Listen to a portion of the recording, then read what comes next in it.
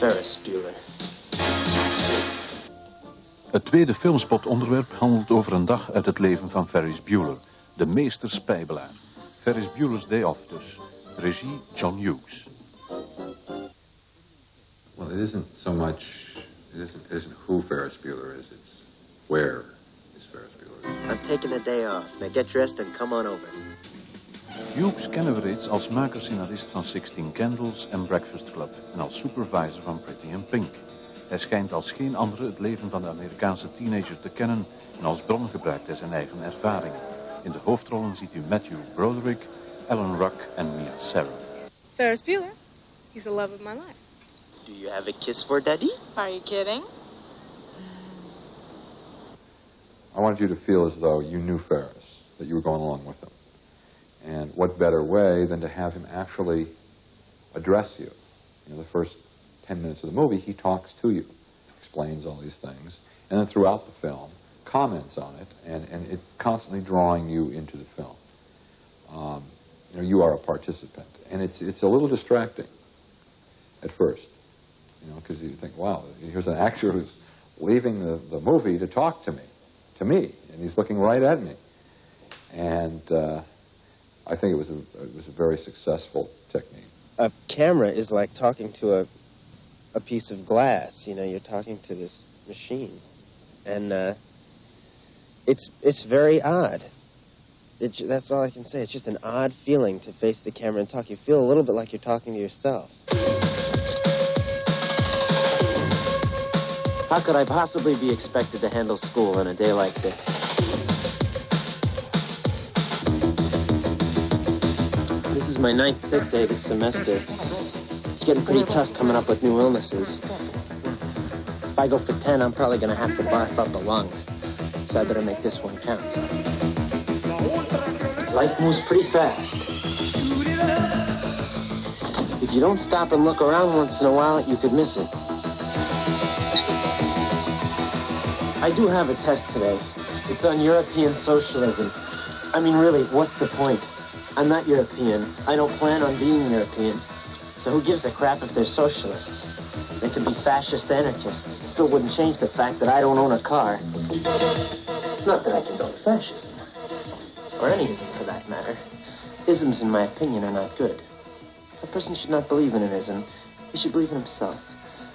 I quote John Lennon, I don't believe in Beatles, I just believe in me. A good point there. After all, he was the walrus. I could be the walrus. I'd still have to bum rides off of people. I had never seen a part like that, or a story like that. It was just so different from other things that it was interesting, and it looked like the size of the part, the influence that the part has on everybody else I just was fascinated by it. The 1961 Ferrari 250 GT, California. My father spent 3 years restoring this car. It is his love, it is his passion. It is his fault he didn't lock the garage. Ferris, what are you talking about? Ooh. Ferris, my father loves this car more than life itself. A man with priorities so far out of whack doesn't deserve such a fine automobile. The wonderfully attractive thing about Ferris is that he has no restrictions. He sets no restrictions on himself. He will do anything, you know, if he can get away with it. And he does. He gets away with everything. We'd like to be seated. Listen, young man, either you take the field trip outside or I'm going to have to call the police. You're going to call the police on me? Yes. Fine. As a matter of fact, I'll call them myself.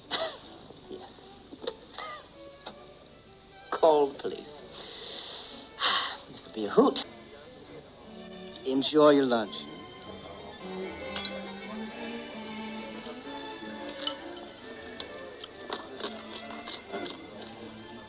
Cameron, dear friend, you thought we wouldn't have any fun. Shame on you.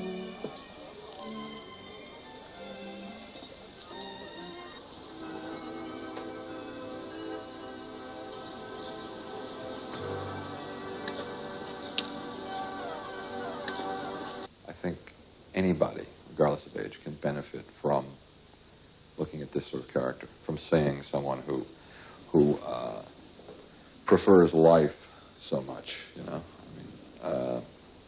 I think it goes beyond just high school. Life moves pretty fast. You don't stop and look around once in a while, you could miss it. With Ferris, I deliberately designed a character who can handle all of his problems, who looks at the possibilities rather than the obstacles. What are we going to do?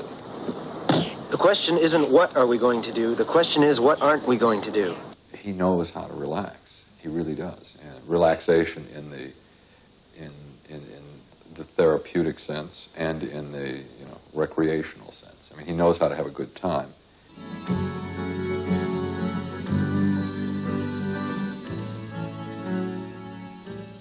Tremendous powers of persuasion and can manipulate situations. But that is balanced by a real inherent morality. If anybody needs a day off, it's Cameron. He has a lot of things to sort out before he graduates. Can't be wound up this tight and go to college. His roommate will kill him. And Ferris is sort of blessed with a little bit of foresight. He recognizes what high school is, how brief it is, how you all, people that are indisposable to you, you'll graduate and you'll never see them again. We'll have the summer. He'll work and I'll work. We'll see each other at night and on the weekends. Then he'll go to one school and I'll go to another. Basically, that will be it. I had designed Ferris to be the guy that I always wanted to be.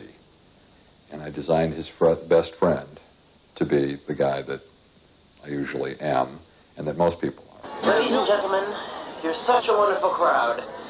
We'd like to play a little tune for you. It's one of my personal favorites. And I'd like to dedicate it to a young man who doesn't think he's seen anything good today. It goes something like this.